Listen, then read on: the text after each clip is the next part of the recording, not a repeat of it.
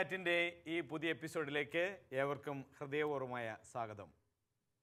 കത്തോലിക്ക സഭയുടെ വിശ്വാസത്തിൻ്റെ അടിസ്ഥാന ശിലയായ സാർവത്രിക മതബോധന ഗ്രന്ഥം വളരെ ആഴത്തിൽ പഠിക്കുന്നതിനും അതുമായി ബന്ധപ്പെട്ടുള്ള നമ്മുടെ സംശയങ്ങൾ പരിഹരിക്കുന്നതിനുള്ള ഷാലോൻ രവിയുടെ ഒരു പഠന ശിബിരമാണ് സി-കാറ്റ്.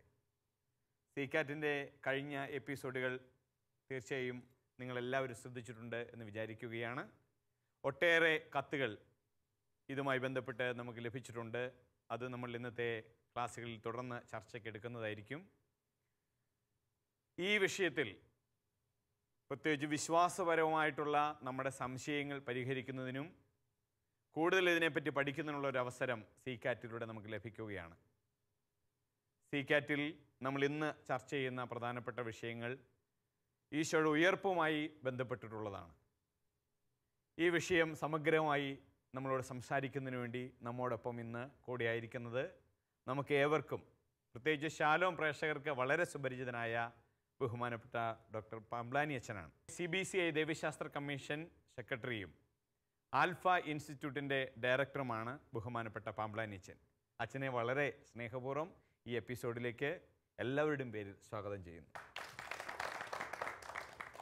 ഇന്നത്തെ ഈ എപ്പിസോഡിൽ നമ്മുടെ വിഷയം പഠിക്കുന്നതിനും ചർച്ചയിൽ പങ്കെടുക്കുന്നതിനുമായി താല്പര്യപൂർവ്വം എത്തിച്ചേർന്നിരിക്കുന്നത് ചെമ്പേരി ലൂർദ് മാതാ ഫൊറോന ദേവാലയത്തിലെ മതാധ്യാപകരാണ്. തലശ്ശേരി അതിരൂപതയിലെ ഒരു തീർത്ഥാടന കേന്ദ്രമാണ് ചെമ്പേരി. നിങ്ങളെയും വളരെ സ്നേഹത്തോടുകൂടെ ഈ എപ്പിസോഡിലേക്ക് സ്വാഗതം ചെയ്യും. ഇന്ന് നമ്മൾ പഠിക്കുന്ന പ്രധാനപ്പെട്ട വിഷയം ഈശോയുടെ ഉത്ഥാനം എന്നുള്ളതാണ്. നമ്മുടെ എല്ലാവരുടെ വിശ്വാസത്തിൻ്റെ അടിസ്ഥാനം ഉദ്ധിതനായ ഈശോയാണ് എന്ന് നമുക്കെല്ലാവർക്കും അറിയാം. അതുമായി ബന്ധപ്പെട്ടുള്ള സംശയങ്ങളും നമ്മുടെ മനസ്സിൽ ചോദിക്കണമെന്ന് വിചാരിക്കുന്ന കാര്യങ്ങളുമെല്ലാം ഇന്നത്തെ അച്ഛൻ്റെ ഈ ക്ലാസ്സിൽ നമുക്ക് ചോദിക്കാനും പറയാനും ഉള്ള അവസരങ്ങളുണ്ട്. ഇന്ന് നമ്മൾ പഠിക്കുന്നത് 167 പേജിൽ തുടങ്ങുന്ന 3-ാം ദിവസം അവിടുന്ന് മരിച്ചവരിൽ നിന്ന് ഉയർത്തു എന്ന ഭാഗത്താണ്. 638 ഖണ്ഡികയിലാണ് നമ്മുടെ ഇന്നത്തെ പഠനം ആരംഭിക്കുന്നത്. വിഷയം നമ്മളോട് ചർച്ച ചെയ്യാനായി ബഹുമാനപ്പെട്ട പാംബ്ലാനി അച്ഛനെ സ്നേഹപൂർവ്വം ക്ഷണിക്കുന്നു.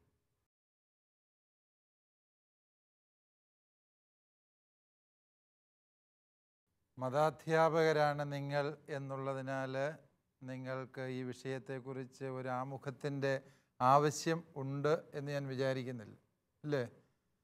നമുക്കറിയാം, നമ്മുടെ വിശ്വാസത്തിൻ്റെ അടിസ്ഥാനം ഉത്ഥിതനായ ഈശോയാണ് എന്നത് സത്യമാണ്. ഒരുപക്ഷെ നമ്മളെല്ലാവരും ആണ്ടുവട്ടത്തിൽ ഏറ്റവും സുന്ദരമായ ഓർമ്മ സൂക്ഷിക്കുന്ന ഒരു ദിവസം ഈസ്റ്ററാണ്.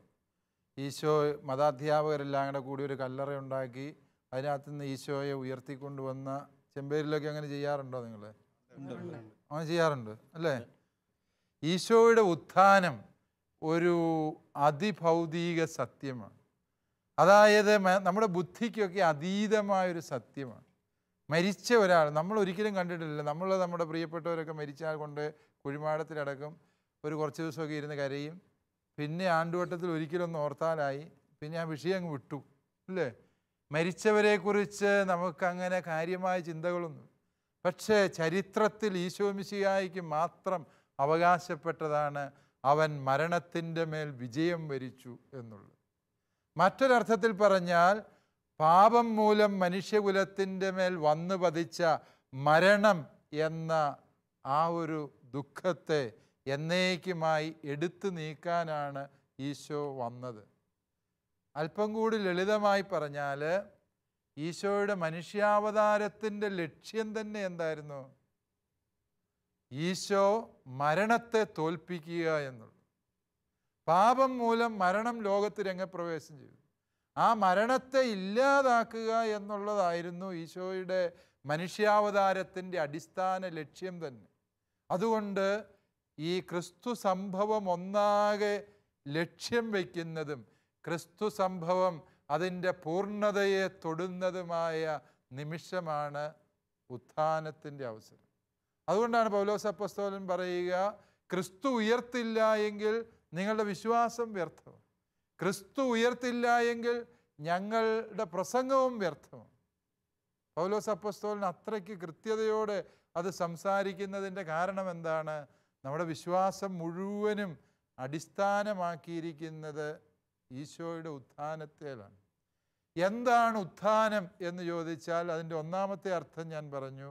മരണത്തിൻ്റെ മേൽ, പാപത്തിൻ്റെ മേൽ, പൈശാചിക ശക്തികളുടെ മേൽ ദൈവം വിജയം വരിച്ചു. അവർ ദൈവത്തെ തോൽപ്പിച്ചിരുന്നു എന്നല്ല അതിൻ്റെ അർത്ഥം. നാളിതുവരെ അവർ ദൈവത്തെ തോൽപ്പിച്ചിരിക്കുമായിരുന്നു. അല്ല, ദൈവത്തെ തോൽപ്പിച്ചത് മനുഷ്യനാണ്, പിശാചല്ല ദൈവത്തെ തോൽപ്പിച്ചു. ദൈവം കൊടുത്ത സ്വാതന്ത്ര്യത്തെ ദുർവിനിയോഗം ചെയ്ത് മനുഷ്യൻ പിശാചിൻ്റെ പക്ഷം ചേർന്നപ്പോൾ ദൈവത്തിൻ്റെ രക്ഷാകര പദ്ധതി അപകടത്തിലായിത്തീർന്നു. അല്ലെ, മനുഷ്യകുലത്തെക്കുറിച്ചുള്ള, സൃഷ്ടിയെക്കുറിച്ചുള്ള ദൈവത്തിൻ്റെ പദ്ധതി അപകടത്തിലായി. ആ പിശാചിൻ്റെ മേൽ വിജയം വരിച്ച് തൻ്റെ രക്ഷാകര പദ്ധതിയെ പൂർണ്ണതയിലേക്ക് നയിക്കാനുള്ള ദൈവത്തിൻ്റെ വലിയ ഇടപെടലാണ് ഉത്ഥാനത്തിലൂടെ അവിടുന്ന് വെളിപ്പെടുത്തുന്നത്. അതായത് ദൈവം ലോകത്തിന് നൽകിയ ഏറ്റവും വലിയ വെളിപാട് ഈശോ മിശിഹായാണ് എങ്കിൽ ആ ഈശോ നമുക്ക് നൽകുന്ന ഏറ്റവും വലിയ വെളിപാട് ഉത്ഥാനമാണ്. ആ ഉത്ഥാനത്തിലൂടെയാണ് ഈശോ നമുക്ക് വെളിപ്പെടുത്തി തന്നത് നാം ആരും മരണത്തോടെ അവസാനിക്കുന്ന ജീവിതത്തിൻ്റെ ഉടമകളല്ല എന്നും മരണത്തിനപ്പുറത്തേക്ക് നിത്യതയുണ്ട് എന്നും നമുക്ക് ഉറപ്പ് തരുന്നത് ഈശോയുടെ ഉത്ഥാനമാണ്. ഈ ഉത്ഥാനവുമായി ബന്ധപ്പെട്ട പല സംശയങ്ങളും നിങ്ങൾ വേദപാഠ ക്ലാസ്സിൽ കുട്ടികളിൽ നിന്ന് കേട്ടിട്ടുണ്ടാകും, അല്ലേ? തീർച്ചയായും അത്തരം ചോദ്യങ്ങളാണ് നിങ്ങൾ സീക്യാറ്റിലൂടെ ഇവിടെ ഉന്നയിക്കുക എന്ന് വിചാരിക്കുക. നിങ്ങൾക്ക് നിങ്ങളുടെ ചോദ്യങ്ങളെ ഒന്ന് ക്രോഡീകരിക്കാനുള്ള സമയമാണിത്. നിങ്ങൾക്ക് കൂടിയാലോചിച്ച് നിങ്ങളുടെ ചോദ്യങ്ങൾ കണ്ടെത്തിയ ശേഷം ചോദ്യങ്ങൾ ഓരോന്നായിട്ട് ചോദിക്കാം.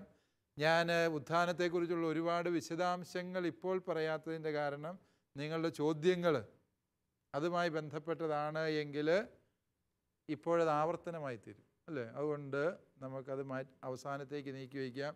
നിങ്ങൾ ഏതെങ്കിലും മേഖലകൾ ചോദിക്കാൻ വിട്ടുപോയിട്ടുണ്ട് എങ്കിൽ ഉത്ഥാനവുമായി ബന്ധപ്പെട്ട മറ്റ് സത്യങ്ങൾ അതേ തുടർന്ന് ഞാൻ സംസാരിക്കുന്നതായിരിക്കും.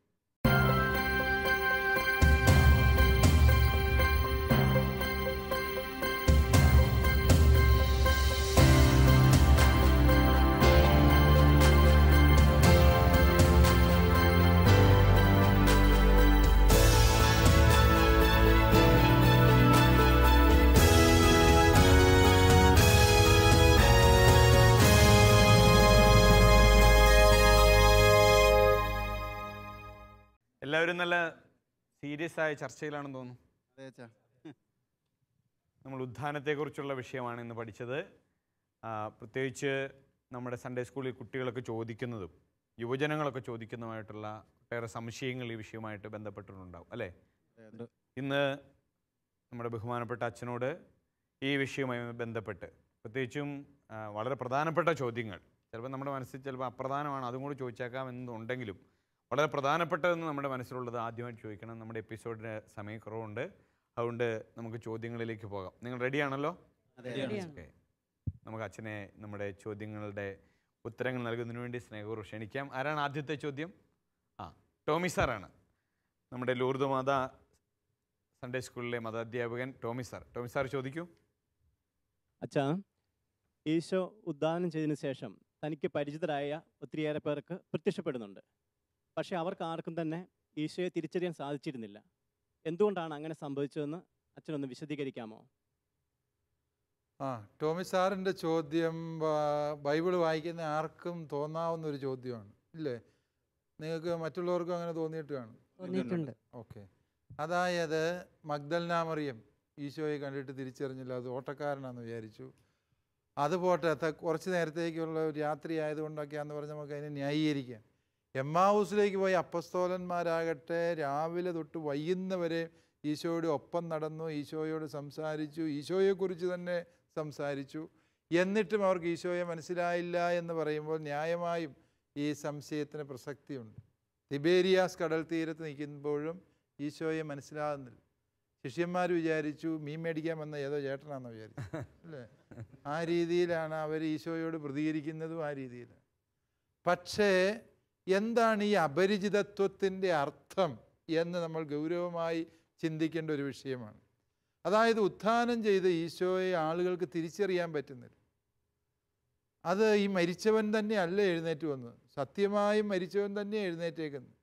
പക്ഷെ എന്നിട്ടും 2 നാൾ മുമ്പ് വരെ അവൻ്റെ ഒപ്പം നടന്ന ഉണ്ടും ഉറങ്ങിയും യേശുവിനൊപ്പം കഴിഞ്ഞ ശിഷ്യന്മാർക്ക് പോലും ഈശോയെ തിരിച്ചറിയാൻ പറ്റുന്നില്ല എന്ന് പറയുമ്പോൾ അതിലെന്തോ ഒരു രഹസ്യമുണ്ട് എന്നത് ന്യായമാണ്, അല്ലേ?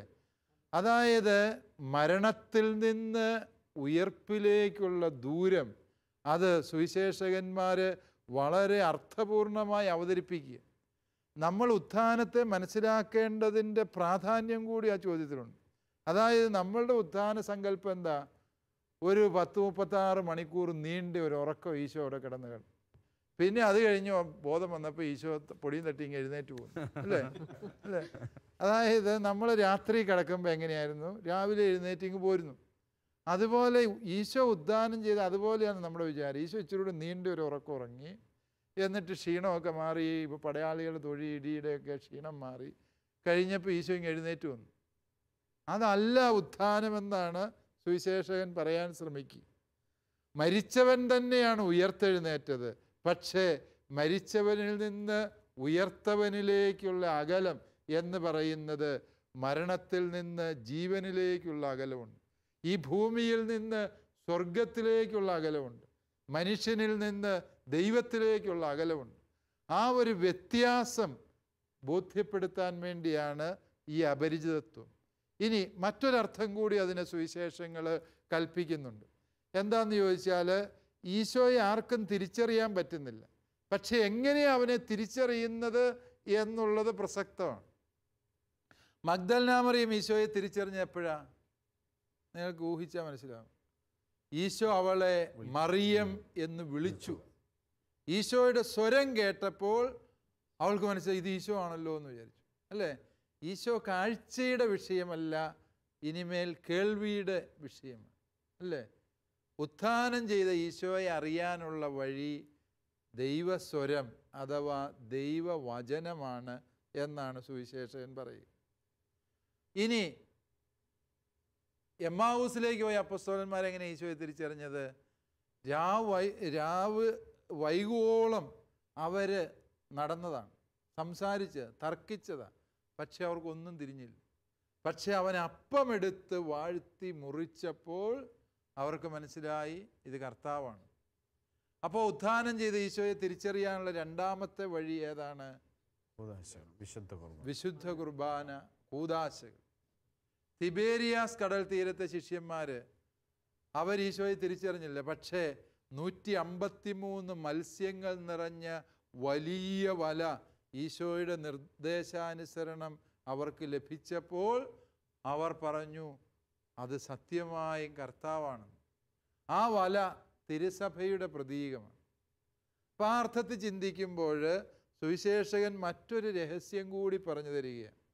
ഉത്ഥാനം ചെയ്ത ഈശോയെ ഇനിമേൽ ആർക്കും പഴയ രൂപത്തിൽ കാണാൻ വേണ്ടി ആഗ്രഹിക്കേണ്ട കാര്യമില്ല. നമ്മുടെ ഈശോ സങ്കല്പം എന്താണ്?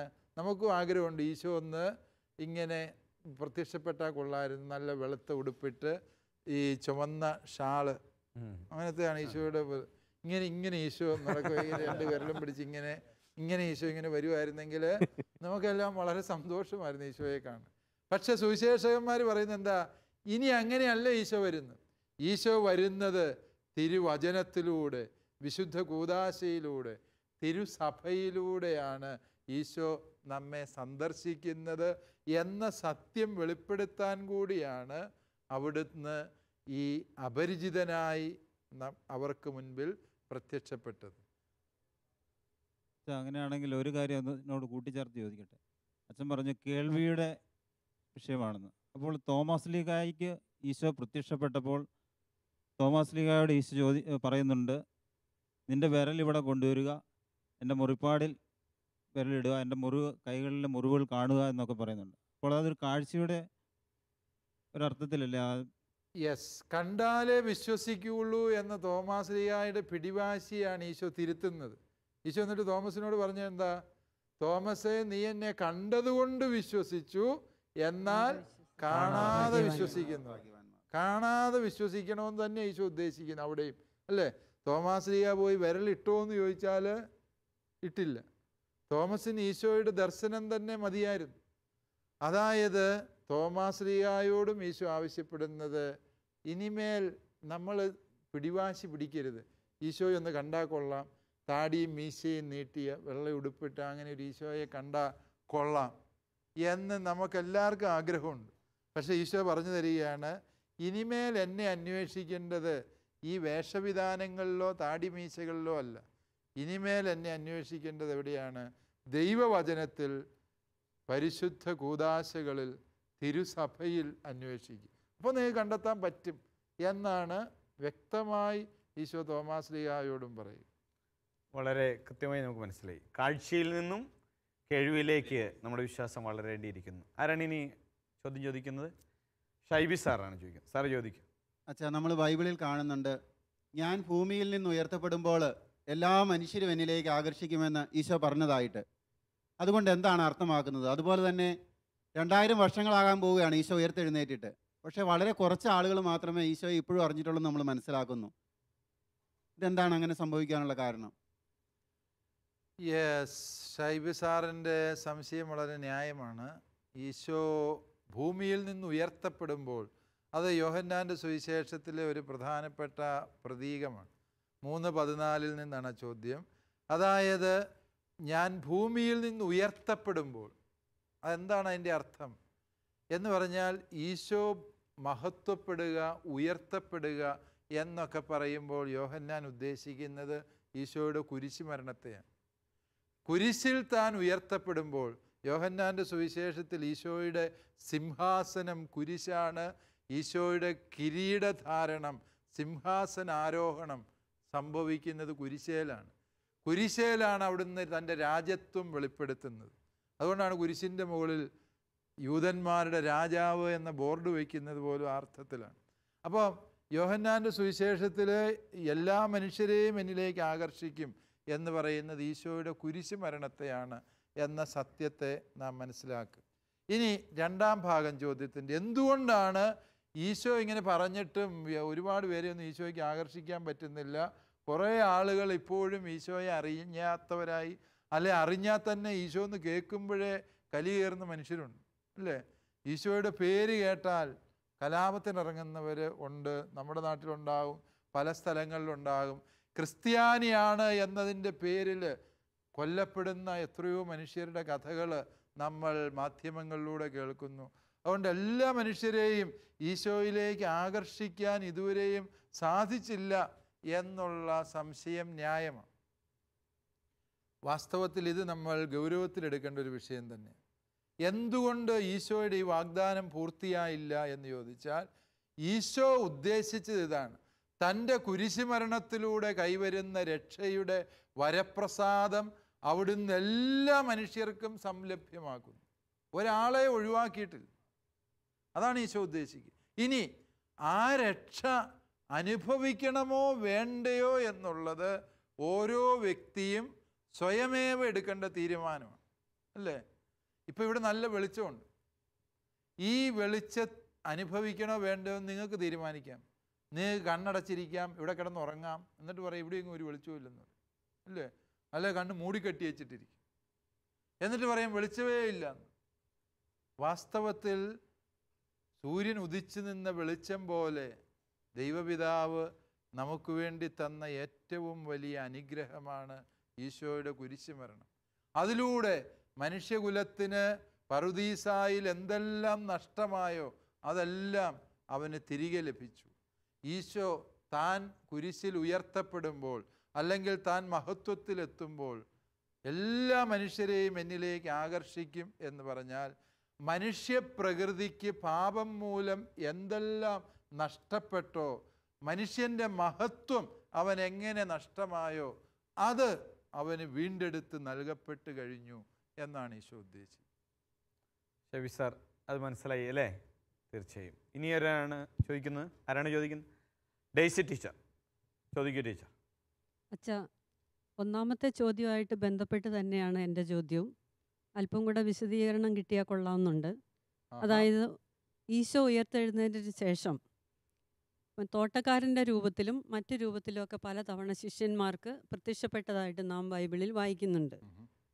ഇന്നത്തെ കാലത്ത് ഏതെങ്കിലും രൂപത്തിൽ ഈശോ ഇതുപോലെ മറ്റെവിടെയെങ്കിലും പ്രത്യക്ഷപ്പെട്ടതായി അച്ഛൻ കേട്ടിട്ടുണ്ടോ? ഇല്ലെങ്കിൽ എന്തുകൊണ്ടാണ് ഈശോ ഇങ്ങനെ പ്രത്യക്ഷപ്പെടുകയാണെങ്കിൽ വിശ്വാസികൾക്ക് കുറച്ചുകൂടെ വിശ്വാസം ലഭിക്കാൻ പറ്റുന്നതല്ലേ? അച്ഛൻ ഇതേക്കുറിച്ച് എന്തെങ്കിലും വിശദീകരണം തരാൻ പറ്റുമോ? ഒരു തോട്ടക്കാരനായിട്ട് ഈശോ വന്നായിരുന്നെങ്കിൽ ഡേസി ടീച്ചർ വിശ്വസിക്കുമായിരുന്നു. അതായത് ഈ പുതിയ നിയമത്തിലെ ഈശോയുടെ പ്രത്യക്ഷീകരണങ്ങൾ തന്നെ വെളിപ്പെടുത്തുന്നുണ്ട്. അങ്ങനെ ഏതെങ്കിലും ഒരു രൂപത്തിൽ വന്നുകൊണ്ടൊന്നും ആളുകൾ വിശ്വസിക്കുന്നില്ല എന്നുള്ളത് അല്ലേ? ഈശോ തന്നെ മനുഷ്യനായി ഭൂമിയിൽ വന്നു. എത്ര പേര് ഈശോയെ വിശ്വസിച്ചു? ഈശോയെ കണ്ടവർ, കേട്ടവർ, ഈശോയുടെ അത്ഭുതം അനുഭവിച്ചവർ, അവർക്ക് പോലും ഈശോ ആരാന്ന് മനസ്സിലാകുന്നില്ല.